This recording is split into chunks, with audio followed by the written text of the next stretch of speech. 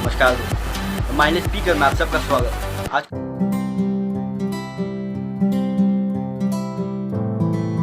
आज का टॉपिक बहुत ही ज़्यादा पॉप कल्चर रिलेटेड है और इंडिया में पॉप कल्चर बहुत पहले से है। मैं ये बात जानता हूँ, मेरे को ये बोलने की ज़रूरत नहीं है।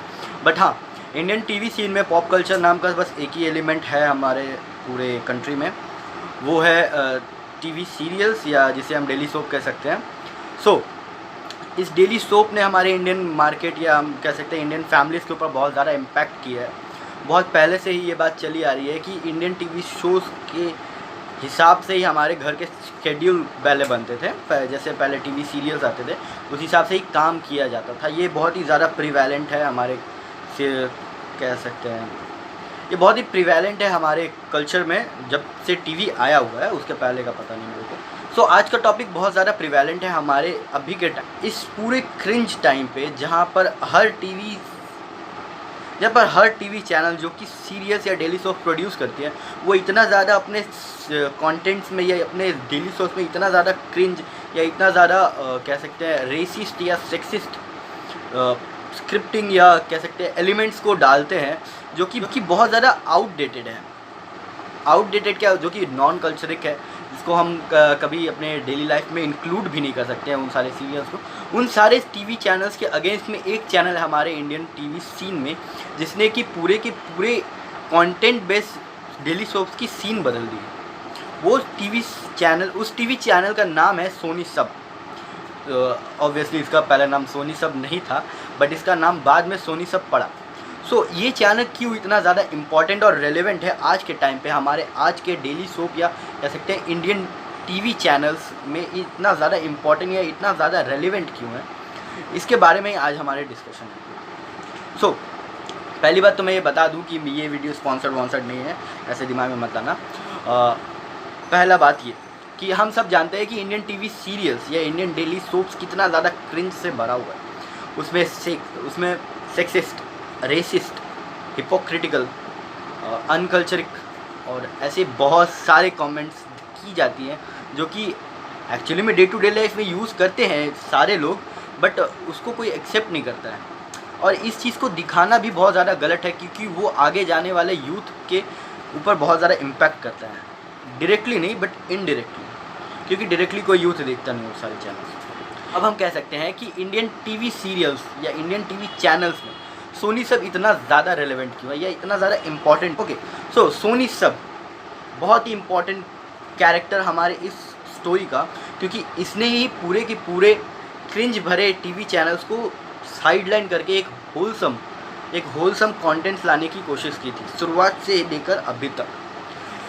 इनफैक्ट बहुत सारे ऐसे चैनल्स थे जिन्होंने बहुत अच्छी ऐसी सीरीज़ लाई थी।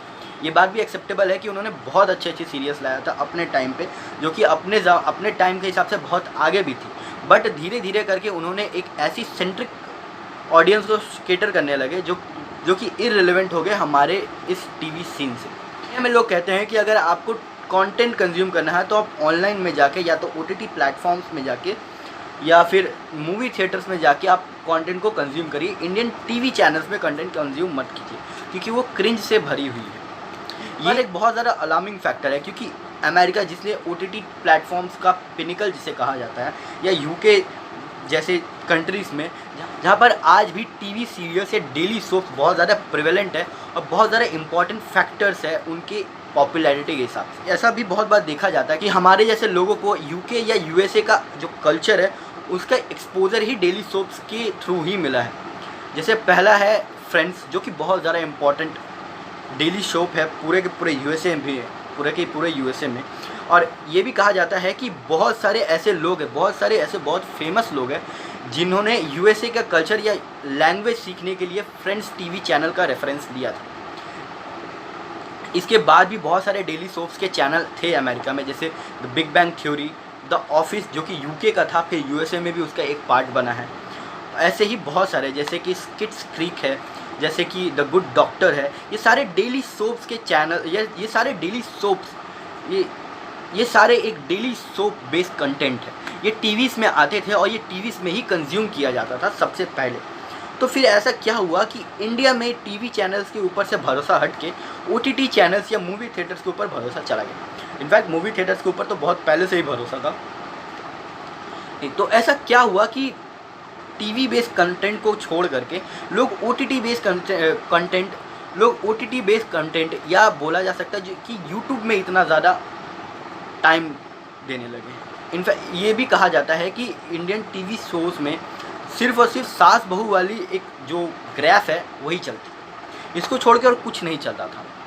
बट सोनी सब, या जिसे पहले सब भी कहा जाता था, उसने एक ऐसी मुहिम कहा जा सकता है या फिर एक ऐसा मिशन क्रिएट किया जहाँ पर वो सिर्फ और सिर्फ होलसम टीवी सीरियल्स को ही लाते थे।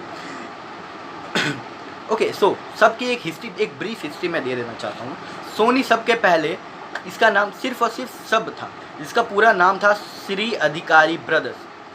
ये इस चैनल ने आते ही सबसे पहले एक होलसम और एक कॉमेडिक स्केचेस के साथ अपने टीवी सीरियल्स के इंक्लूड किया। इसका पहला सीरियल यस बॉस, जो कि 11 साल चला था, वो इस चैनल का one of the longest running shows था, जिसमें 631 एपिसोड्स थे। ये शो ही पूरा कॉमेडी बेस रिलेटेड था।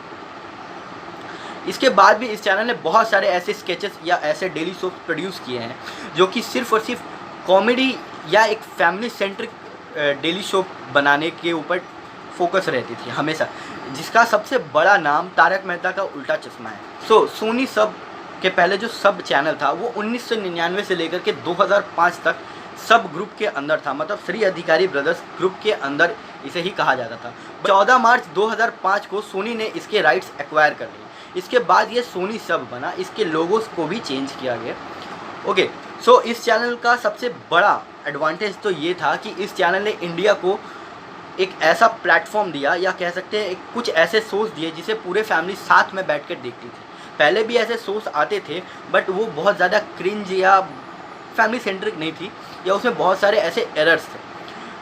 इस चैनल के भी बहुत सारे शोज़ में एरर्स है, जैसे कि स्लैपस्टिक ह्यूमर है इस चैनल्स के बहुत सारे शो, जैसे कि तारक मेहता का उल्टा चश्मा, वर्ल्ड का longest running daily soap TV serial जो कि कॉमेडी रिलेटेड है। इसको Guinness book of world records में मिला। इसमें भी कई सारे स्लैपस्टिक ह्यूमर यूज़ किए जाते हैं, इसमें भी रेसिस्ट कमेंट की जाती है, इसमें भी बहुत सारे सेक्सिस्ट कमेंट है। बट ये बात भी माना जा सकता है कि इस सारे माइनर डायलॉग्स को छोड़ के ये चैनल ये सीरियल बहुत ज़्यादा होलसम है, पूरे फैमिलीज बैठ के इसे देख सकती है। इस चैनल का दूसरा सबसे लॉन्गेस्ट रनिंग शो था FIR, जो कि अपने टाइम के हिसाब से बहुत ज़्यादा फ़नी था। और इस शो के राइटर्स को पता था कि इस शो को एंड कहाँ करना। जब इस शो के राइटर्स को लगा कि ये शो अब बहुत ज़्यादा लंबा खिंच रहा है, तो उन्होंने इसे एक बहुत ही बिफिटिंग एंड देके इस शो को ख़त्म कर दिया। इसका दूसरा सीज़न भी आया था बट ये उतना चला नहीं। बट हाँ, FIR एक बहुत ही होलसम, एक बहुत ही फैमिली सेंट्रिक सीरियल था। इसके बाद सबसे इम्पोर्टेंट बात तो ये है कि तारक मेहता का उल्टा चश्मा, जो कि सोनी सब में आता है, वो आज तक टॉप 10 टीवी सीरियल्स के चार्ट में हमेशा रहता है। वो टॉप 10 के नीचे जाता ही नहीं। बहुत कम ऐसे बार हुए हैं कि तारक मेहता की रेटिंग बहुत कम गिर गई है। इनफैक्ट ये भी कहा जा सकता है कि इसके कई सारे मेन कैरेक्टर्स के छोड़ दिए जाने के बाद भी ये शो आज भी बहुत ज़्यादा रेलेवेंट, बहुत ज़्यादा फ़नी और बहुत ज़्यादा फैमिली सेंट्रिक और होलसम है।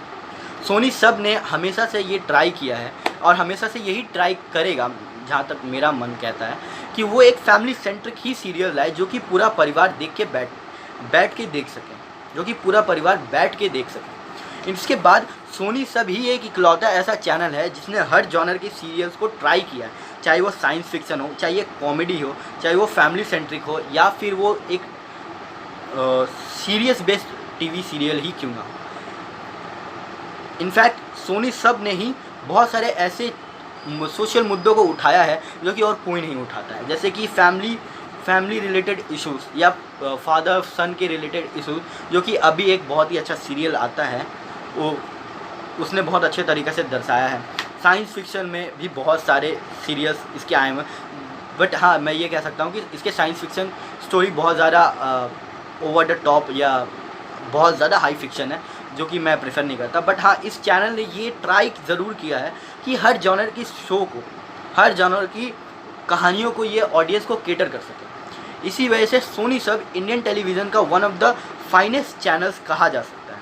इसके बाद भी मैं ये आशा करूँगा कि सोनी सब आगे भी ऐसे ही काम करते रहे और इतने ही अच्छे होलसम वीडियोस बनाते रहें।